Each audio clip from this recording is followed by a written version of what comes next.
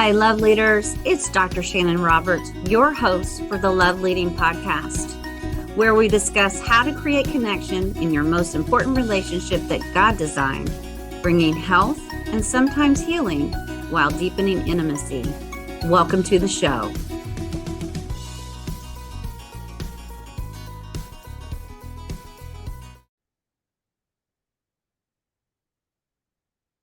Welcome, love leaders, to the Love Leading Podcast. Hi, I'm your hostess, Dr. Shannon Roberts, and we have a special treat for you today, straight from the expertise, Dr. Stefanie Carnes. Dr. Carnes is the president of the International Institute for Trauma and Addiction Professionals. She's a licensed marriage and family therapist. She's an addiction specialist and clinical sexologist. So I am so thrilled. Thank you so much, Dr. Carnes, for being with us today. As we are walking through kind of the program and the chapters of my book, it is really well timed because we are going into how couples move through healing and bringing sexual wholeness to their marriage, healing and health. And so we wanted to bring Dr. Carnes onto our podcast because she brings a specialized format on what couples sometimes struggle with. So Dr. Carnes, welcome to the Love Leading Podcast. Thank you for your time today. Yeah, thanks so much for having me. Absolutely. So as we were talking, I think this is a really exciting moment for us to just kind of introduce some challenges that we are seeing more and more in this arena with couples, and that is pornographic use and disorders, correct? Yeah, absolutely. Yeah. Can you just tell us just a little bit about kind of how you got into this field? And then we're going to dive into what you're seeing out there in your arena with the prevalence of what this is doing, especially in the community and especially in marriages. Sure. Well, I actually came to the field kind of reluctantly, actually. I know. I have a very famous father in the field, Yes, you Patrick do. Carnes, and he is, well known as kind of the grandfather of the field. And Right. so, as his daughter, I wanted to do something different. And so originally I was a MFT faculty member and I worked in the area of brain injury and spinal cord injury and medical family therapy. And over time, he just kind of kept on saying, well, why don't you come to this training or come over here and work with me? And I just, gained more interest over time. So it is, it's really a fascinating area of work. Yes, it is. Um, Before we dive in, I just have a personal question, but yeah, because that's so interesting. Yes, Dr. Patrick Carnes is well reputed in this area. If you're a licensed marriage and family therapist and you've done any kind of work of your own continuing education, you have definitely been introduced to your father's work. And so, what was that like growing up with this kind of father that expertised his work in this area? yeah.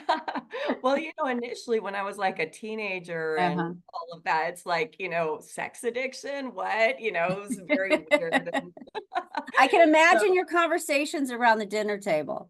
right, right. But over time, it's been actually just a joy of my professional Mhm. career to work with him. And we've developed a lot of, materials together and done trainings together, and it's been really fun. Right. So the two of you have really furthered the research and the quality of care, and also just like the destigmatization of the fact that we can actually come on air and talk about these things, and it's not necessarily the hush hush that it once was, right? Yeah, I think that that's been part of our kind of mission in life together and in our work is to just we really want people to get compassionate and effective care around this. I think as a field, we're kind of like where alcoholism was, 40 years ago, and we're starting to where, people used to look at alcoholism as a lack of willpower and a moral failing and not Right. understand that this is an actual illness with brain changes and, very significant factors that contribute to the development of the illness. And we want people to realize that this is real, it's treatable, there is hope for people and families that are struggling with this. Yeah, and so we've really tried to Yes. get the word out about that. Even though I hear about it more in this office because I'm dealing with the sensitivity of how it impacts couples in their healing process, you are out there in the trenches. So tell me, it is such a prevalent area of issue today. Can you give us a little bit of updated information about that? Yeah, absolutely. So, what we really work with is people that actually have real compulsive and addictive use, right? I mean, you and I, we're going to talk about pornography today, and these kind of behaviors fall on a spectrum similar to chemical dependency, where you have, recreational use down on one end, where people are, using pornography, or even, prostitutes or whatever their behavior happens to be, focused on. And then you have people that are at risk, that are you starting to use it to self-medicate, and starting to take greater risks, and then all the way down to the other end of the spectrum, where people are really out of control, destroying their lives, damaging, they're really hurting their families. And so we tend, like both Pat and I are at the Meadows we work residential. And we train therapists all over the country in the CSAT training program. Um, with how to work with people that are on that end of the spectrum, that have Yeah. really more, out of control use. Yeah. And so I work in I developed a women's program, and he developed a men's program there, at the Meadows. And so we're kind of working on that end of the spectrum. But back to your Before question you about, do that, just for my community out there, CSAT stands for Certified Sexual Addiction Therapist, just so that everyone's clear out there what that is. There really is a line of expertise for people that you are training and bringing them through to that place, right? yeah, No, I and love the fact that you're putting it on this continuum of addiction from, recreational all the way through compulsivity and high risk behaviors. And it is truly creating a lot of problematic behaviors and to individuals and to families. So yeah. since you mentioned that whole neuroscience things, let's just dive in. Can you explain the neuroscience behind porn as an addiction? Sure, sure. Did you want me to talk about prevalence rates real Oh, quick? yeah, yeah, because you Yeah, had given me I some statistics, one in Yeah, so well, if you look, there are kind of different rates if you look globally versus if you look at the US. So if you look at there was a recent study that looked at 83 different countries and really looked at averages across the globe. And compulsive, like sex addiction or compulsive sexual behavior disorder, was at about 5% of the general population, and Mhm. problematic porn use was at 3%, which 3% maybe doesn't sound like a lot, but that's 250 million people, Right, right?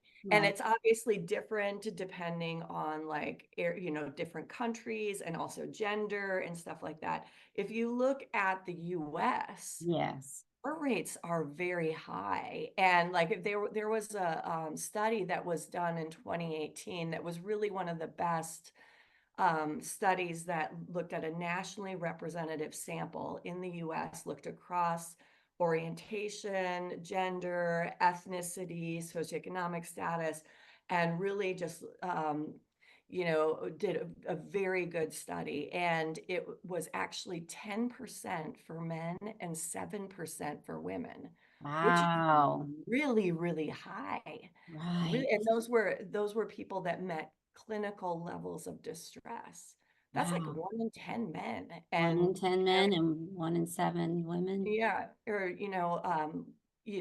7%, which is just, and for women, women, the stigma is even greater. Greater. And Yes. it's often overlooked in women. So clinicians are more likely to not assess for it. Women are less likely to come forward. And there's a lot less resources for them. So it's really it's a very big issue that we're not talking about, and Yeah. people are keeping under wraps, and Right. it's impacting people it's kind of a secret epidemic in a lot of ways in our country. A silent epidemic, correct, Yeah. which used to be alcohol, Right. right? But not necessarily as much. But now definitely in this typical arena. So I don't know. I mean, I don't know exactly when that research was conducted, but would you say that even the pandemic maybe even furthered the problem? So yeah, there's actually kind of conflicting research Oh, out there, yes. Okay. believe it or not. Yeah, there are some studies that show that like porn use went through the roof during the pandemic, and of course, the porn sites did a lot of creative marketing to Correct. help us cope with the pandemic, We were and all on our screens. yeah, free premium for everybody and things like that they did to try, and they did increase use a great deal. If you actually look at some of the stats that have been released by like Pornhub, during COVID, it went up like 24%, Oh, wow. usage during that time. And so, yeah, when we're isolated, when we're at home, when people are stressed out, those are the kind of things that are going to contribute to increased use anyway. Right. We Um, all turned to whatever forms of self-medication when we had more time in isolation on our hands. And if that happened to already be the slant or more opportune time to investigate being introduced, I can see that as a reality for sure. Absolutely. So tell me, I mean, as you're looking at the trajectory of it being recreational, moving to in the continuum of more use, more risk, more compulsivity. What are we seeing in the neuroscience to those Yeah. people that you are working with on that tail end of the treatment intervention? Yeah, well, at this point, we have a real convergence of evidence that there are significant brain changes that are made that are very similar and parallel the changes we see in substance use disorder and other behavioral addictions like gaming and gambling and even actually addictive use of food or eating disorders. And what we see is changes in the uh, brain's reward center, essentially, and also changes that involve the regions of the brain that involve memory and what we call cue reactivity, Oof. which is basically it's a hallmark of brain changes in addiction, where what you see in really every addiction, when you start to become addicted to something, there are parts of your brain that respond that are associated with craving and Mhm. triggers and craving. And so we're seeing that those kind of brain changes in sex addiction or compulsive sexual behavior disorder as well. So, for example, they did a study that looked at they took pornography addicts and put them in fMRI machines and showed them pornography while they were in the machines. And the same region of the brain responded that would respond for like a cocaine addict looking at a line of cocaine. And that's the part of the brain Whoa. that causes craving. Whoa. And yeah, Wow. That blows my mind. yeah, That same pleasure seeking center is the thing that's activated when putting a graphic image in front of them, similar to what you are experiencing in what you see in cocaine addicts when they see a right. line of cocaine. And those changes happen over time, and the person, they don't have control over that. So somebody who's not an addict doesn't understand how can this person just keep on wanting to use like that? Right. And you know, and also the other parts, the other element of the brain that is impacted is part of the frontal lobes, parts of Oop, the brain like our the dorsal. reasoning center. Yeah, so the executive function where we start to see things like when addiction gets very escalated, we start to see things like being able to evaluate consequences, Mm, and even things like there have been studies with compulsive pornography use, things like working memory go down and right. ability to learn goes down, and you know, think that multitasking, things like tasks like that are affected. And so, you know, you wonder, it's no wonder why people that are on their computer just engaged in porn all day are missing appointments and forgetting and not thinking Right. through the consequences that this is going to have on them. Oh, I'm So, working with a couple right now that literally have been married for 30 years, and he is in retirement. Lots of boredom, lots of disillusionment as that season sometimes brings, and has begun to make all kinds of value set decisions that are so opposition to who he has been living in the relationship for a number of years. And this is his area of challenge. So you are explaining it right on the money with this value set of not being able to make reasonable value laden consequence decisions here.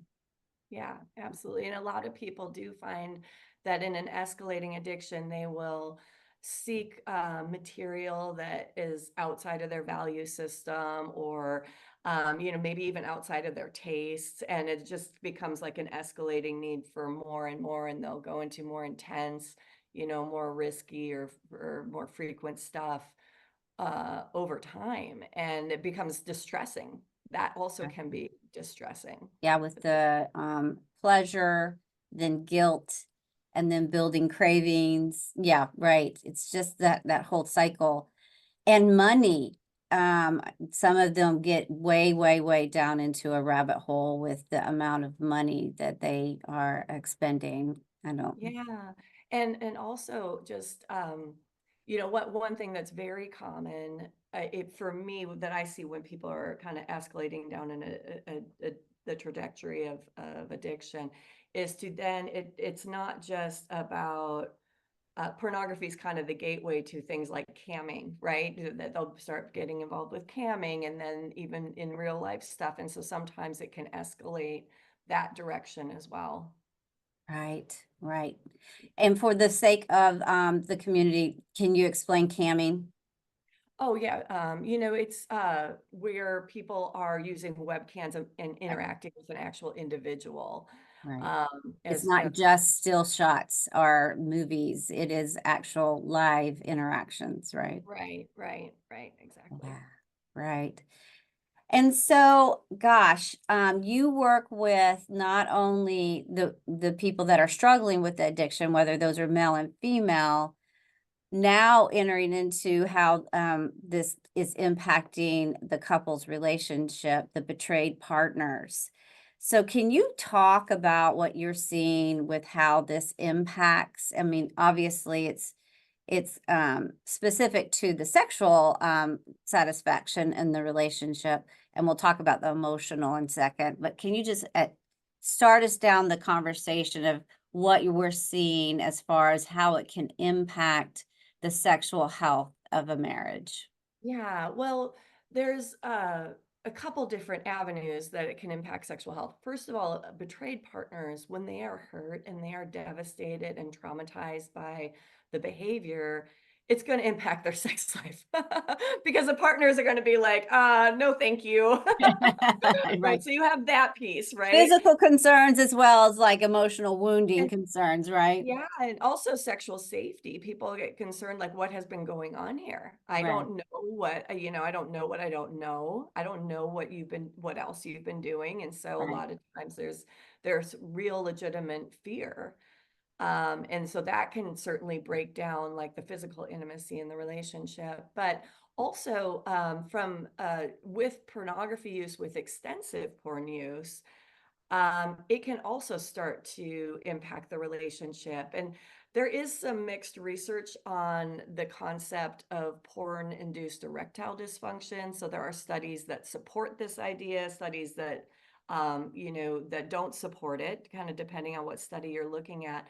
But basically, if you have one party in the relationship that is using a lot of pornography as an outlet and Mhm. constantly seeking more intense, more, and frequent and novel imagery, Right, it is hard for a partner to compete with that. right, And it ends, sometimes even it may be hard for the porn user to get an erection if they are, or or get aroused if it's the female in the relationship, or whatever the genders or orientation, right, the exactly. person using, right? Yeah, the arousal system is kind of redirected. I'm finding, in just the general, usually sexual arousal in the sexual cycle of a healthy couple will spur a partner to reach for their partner Yeah, to give and receive the sexual pleasure. And so when you've been habituated to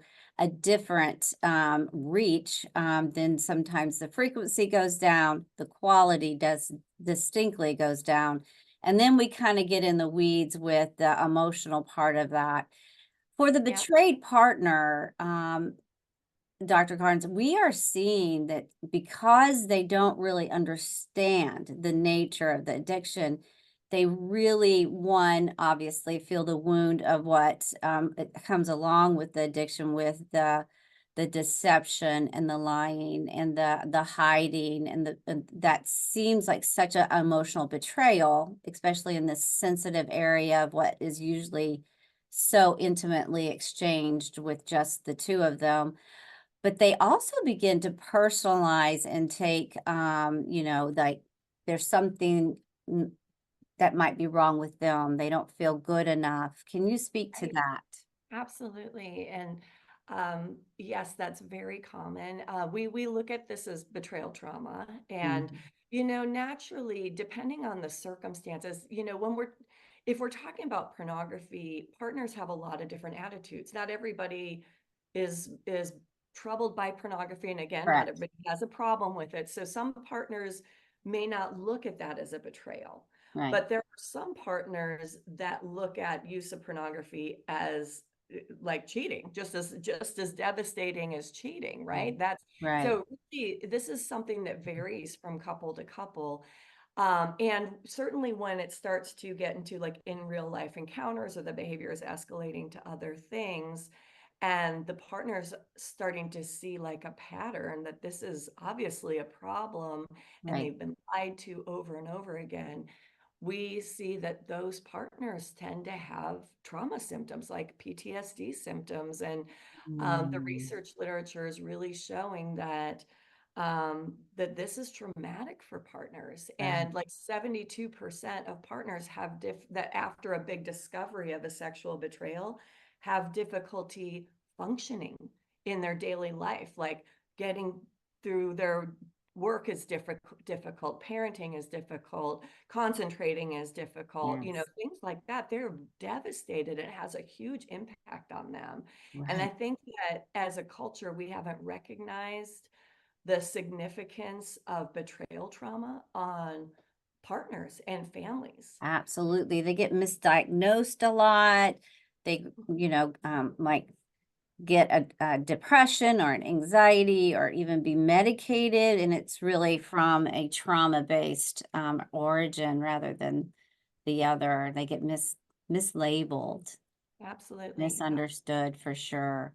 Mhm. Do you think there's a big difference between how a partner, because you said discovery, I mean, there are couples that, most couples actually this comes out through a discovery kind of event, but also sometimes it's, disclosure, someone coming forth and wanting to offer because they're really needing or seeking help. Do you think there's a difference in the impact on the partner on whether it's a discovery or a disclosure? Yeah, so in my experience, what happens for most couples is what we call staggered disclosure, where there's a starts Mm, off with discovery, and then the partner will ask about it. And then, from the addict's perspective, they don't want to hurt the partner. They're afraid of the partner's response. They don't want to make them angry, so they'll minimize or downplay it. And then more comes out, and then a little bit more comes out, and then more comes out later. So in the EFT community that I'm involved with in Arizona, they call this death by a million cuts, right? that's right. It's just They do. so devastating. So, every time, because then it's not just the sexual behavior that's the problem, it's the deception around the behavior. And that And you've lied to me again and right. again and again. And So so every when more and more information begins to trickle out, because maybe they've asked this question or looked under this rock, and so now we're rewarding this detective kind of behavior, and so they never feel certain that they've gotten to the end of it, right? That's right. Yeah. And Mm, then they can't take anything that the addict says at face value, right, because they've said, no, I've told you everything. No, now I've told you everything. And then it just it's like, yeah, right. right. And it's So hard it's to get to the place of trust rebuilding for sure. right. Absolutely. Thank you for even mentioning that. So, definitely it impacts the trust level, which can erode the sense of safety and security in the relationship, and that impacts the ability to be intimate and vulnerable and open, right? Not only from the betrayal and the trauma, but on the other side, the guilt and shame of the one that's bringing the addiction to the table. Right. Absolutely. Because the Absolutely. whole nature of addiction is hiding, and then the whole nature of intimacy is knowing. So it just impacts across the board. Um, okay, so we talked about that trauma and the intimacy. What we're seeing in your field of expertise is, even during a lot of my program, we will go into attachment and early attachment from childhood, and understanding the impact of attachment wounds. And this is also some underlying intimacy disorders that might have been in place that were, you mentioned self-medication with the use of sexual pornographic material. Talk to me, because there's a lot of push on not just treating symptomology, but going to origins and this attachment wounding and the intimacy disorders that can be attached behind the addiction. Absolutely. So there is a lot of research that shows that people that struggle with CSBD, sex addiction, that they um, have much, much higher rates of insecure attachment in both females and males. And this comes from trauma. When people Yes. aren't there for us, when we're young, in all sorts of different ways, we learn not to trust them, and rightly so. And then we don't learn how to co-regulate our emotions, which we learn how to do with one another as we're growing up, right? How Right. to regulate our emotions. So they've been traumatized, they don't have anybody there for them. And what's the natural thing but to look for a way to take care of their pain? Because they're in Right. pain, because that's not a natural state for us as humans. We need people, we need Yeah. love, we need nurturing. And when we don't get that, it's excruciating. Right. And so it's, in my experience, it's it can be any addiction. It's whether it's gaming, whether it's food, whether it's chemicals, whether it's sex. It's just another way to self-medicate And feel uh, better. Right. and feel better, right? And yeah, and so it really comes out of uh oftentimes, complex trauma as well, like not just um, one or two instances of trauma. Many of these clients have many instances of Right. trauma. Hmm. And their family, their caretakers not being for them as children. And that has a huge impact. Yes. A huge impact. They develop a sense of self that they, very um feel very worthless and, lots of toxic shame. And that's Right. very painful to live with. And so they, again, reach out to medicate. Once we get into this area, I don't know if it's your experience, but it's almost like a relief for not only the person struggling, but even the partner to understand a little bit of more. And you use the word compassion at in the very beginning of the podcast, being able to understand that as we connect some dots of that there brings a level of empathy and compassion for self, but also for partner Right. when we are able to do this work. Yeah, you hope that over time that both parties need to be kind of educated and work on understanding the other person's perspective, Right. because oftentimes, addicts can be very, self-absorbed in their Right. addiction, and they think, like they get into recovery and they think, well, I'm doing so much better, why are they still so upset? It's like they Right. don't understand how devastating that has Correct. been for their Hmm. partner, and they really need to sink down and really, like in couples therapy, it's important for them to revisit things like the pain points Right. and what was hardest for their partner, and to really, they need to get it. They need to Mhm. understand how devastating this has been for them.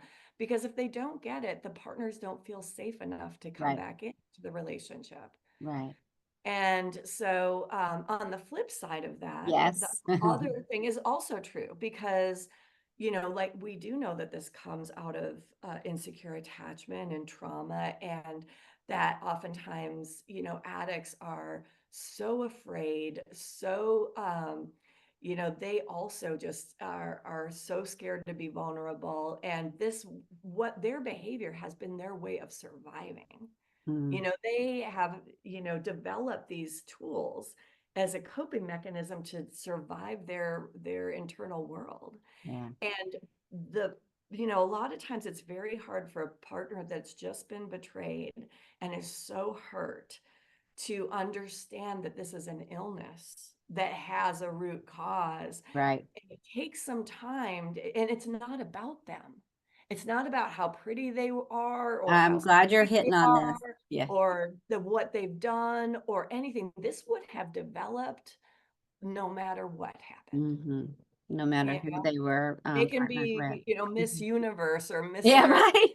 Mr. Universe, Yeah. whatever that looks like. And it was Someone that's loved so well, served so well, shown up so well, and then yet there's nothing they could have done different or better or to have, impacted this in any kind of way. yeah, yeah. Hmm. Yeah, I love that you mentioned that. Thank you for that. So tell me then, I mean, if that's the problem, the cause. What's the hope? I mean, people get better, right? What is the process? Absolutely. And that's the thing, that's the message that's not out there enough, is Yeah, that there is a very, now we've had this field, even though it seems like for some people that this is a new field, it's actually not a new it's not field. right. It has been, we have a lot of hard-won knowledge about what works for Hmm. people in recovery. There is a very clear path, Mm, very clear steps to take, actions to take. mm, And it's interesting for couples.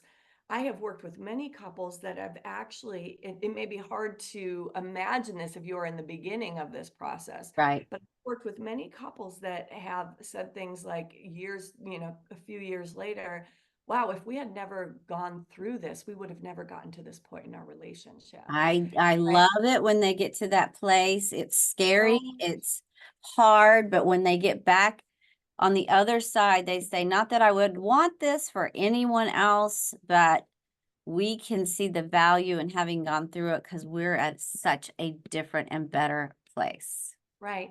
A lot of times when an addiction is going on, there is a lot of disconnection. There is a lot of, even attachment problems in the relationship that people aren't aware of.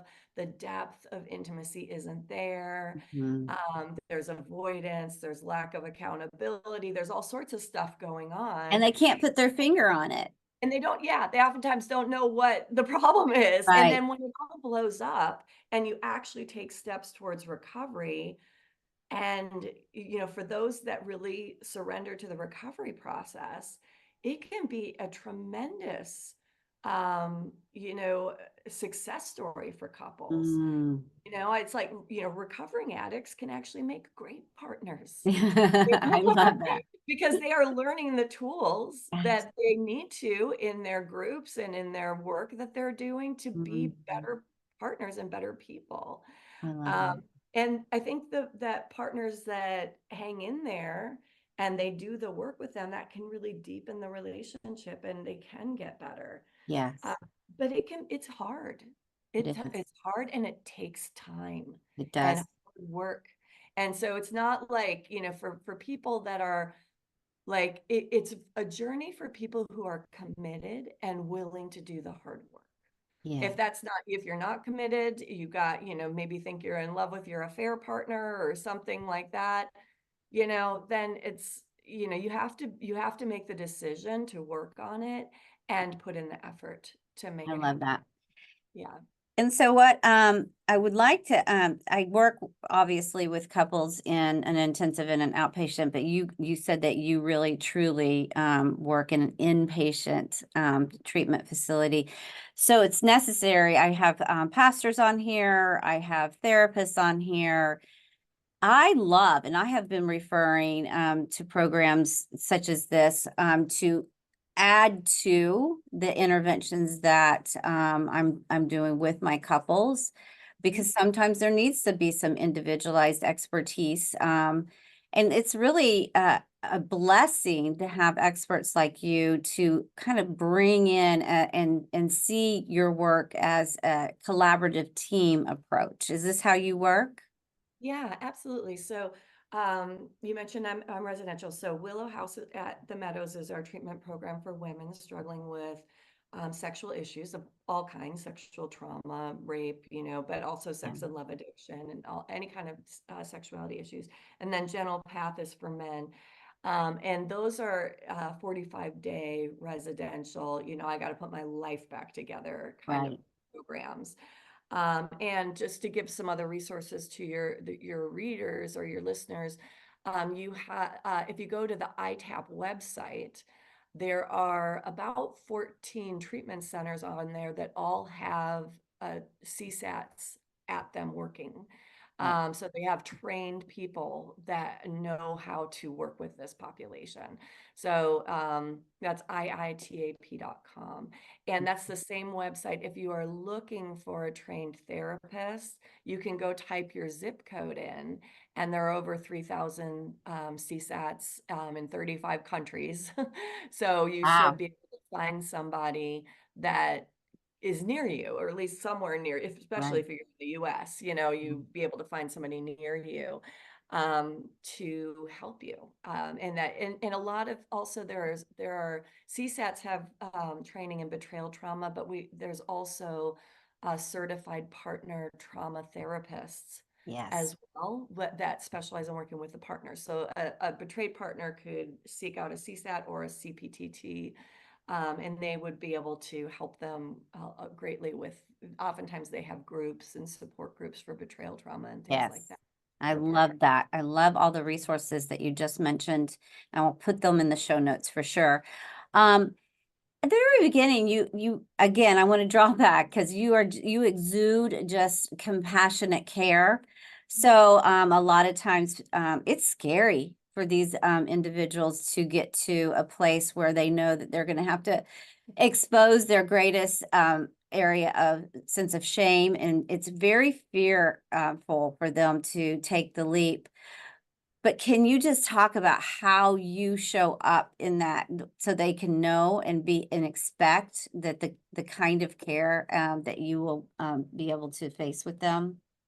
Yeah, I think the most important thing is to come at it with a non-judgmental attitude, because Yes. there's just so much shame-based messages that are out there around sexuality, and just to really, like I said, it's just another addiction, and it really doesn't matter what the sexual behavior is. It's Mm-hmm. a way that they're self-medicating. And so Mm-hmm. if we can just come at it from a very, we use the term in the sexology field as sex positive, not judgmental, just really Mm, trying to support them in figuring out what their healthy sexuality is for them. love it. You know, Love it. I use the phrase, your sexuality is as unique as your fingerprint. And so we help them devise a sexual health plan that Mm, suits their value system, their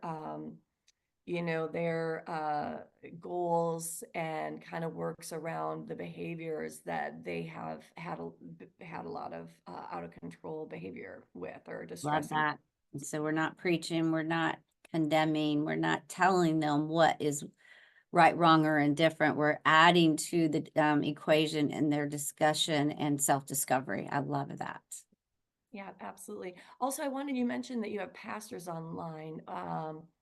There are, for people looking for faith-based people looking for somebody that is pastoral. We also have on the ITAP website, there are PSAPs, which are pastoral sex Oh, addiction wow. professionals. So That is that great to know. yeah, so people that have gone through a couple weeks of training to help them in a spiritual setting, Yeah. like do things like lay groups and stuff like that. Yeah. That's Pastoral, fantastic. Thank you for adding to that to discussion. yeah. Oh my gosh, it's been such a joy. What would you want to leave with my community? How will people know that they're at maybe this level, that need this level of care? A lot of times they've gone through like life destruction or a lot of life loss before they get to the place where sometimes they don't feel a choice, but so they don't have to eventually get to that place where their lives are maybe totally blown up. How would they know that maybe this is something they might need to speak to somebody to get assessed? Yeah, it's a great question. So if you can kind of parallel this again to substance use disorder, when you don't want to hit rock bottom Right. or you go get help, Yeah. because in Or this hope not. area, Yeah. yeah, rock bottom can look really bad in sex with sex addiction. I mean, you've lost your family, you maybe have legal consequences, you've lost your job, you're broke, it can be very, very bad. Right. And Lost so the with respect of who your reputation, your status, and you know, suicidal, yeah. it Hmm. can be very devastating. So my encouragement is, if you are someone out there listening to this and you've started to think your use is out of control, is to catch it sooner rather than later. Try to go talk to somebody and rein it in before it becomes a disaster in your life. Yeah, I love that. And is there like you guys offer like just a kind of a confidential, anonymous conversation consultation by phone for somebody that just wants to inquire? Sure. So for the inpatient facilities, yeah, you just call the Meadows 800 number. They can do that for you. Absolutely. Okay. But also, like I said, there's probably a CSAT in their neighborhood. They could just Mhm. go in and do like a 1 hour meeting and talk to somebody, and just bounce it off of them and see if they make a connection with that therapist, and can start doing work on an outpatient basis. And then they don't have to leave their home, and it's a lot less costly. And Yeah. Yeah. Well, thank you so much, Dr. Carnes, for your time and your area expertise and the good work that you're doing to proceed this further in the world that we live in today. If you guys are out there and you want more information about Dr. Carnes, you can find her at stephaniecarnes.com. All things Dr. Carnes is at stephaniecarnes.com. You are an author of many, many books. And so those resources are there as well and available for you to get. And I'll throw out ITAP again. The ITAP website has great resources on it, iitap.com. iitap.com. And Thank you. sexhelp.com is also another one for you. Oh, sexhelp.com. Awesome. Well, you Yeah. have been a joy to speak with today. Thank you for coming Thank you, on. Shannon. I really appreciate it. Have a great day. All right, you too.